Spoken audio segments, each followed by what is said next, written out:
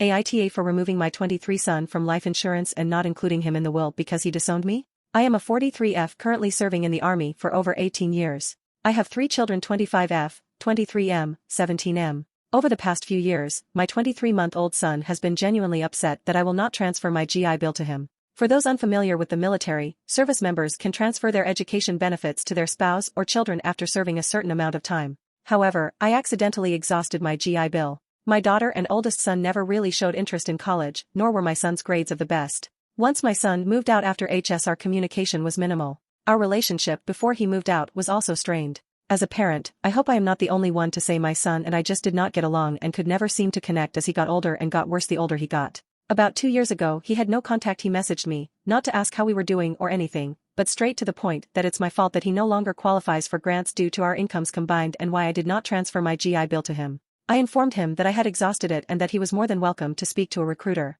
He then said I should have set 50 to 100 aside each month to pay for his college. At this point, I called him entitled and told him I didn't owe him anything once he moved out of my household. Summarized conversation: we have had no contact again for a little over a year, and recently another message straight to the point asking how I exhausted my GI Bill. Again told him he could go see a recruiter about it. Nonetheless, this conversation still ended on that I should be responsible for his college. Let it be clear, before I joined the army I was a single parent having my first child at 17, living in poverty, making less than $11K a year. I joined the army at 25, and paying for college tuition out of pocket was never an option. I did the best I could as a parent and I know I would never win Mother of the Year. In both conversations, I did apologize for the mistakes I made along the way, as it's clear they bother him, but this conversation ended with him stating he does not view me as his mother and blocked me on everything. He made it clear to his sister that he does not view me as his mother and that I am nothing more than an egg donor. It is time for me to update my life insurance and do a will, and I am considering excluding him. Aita?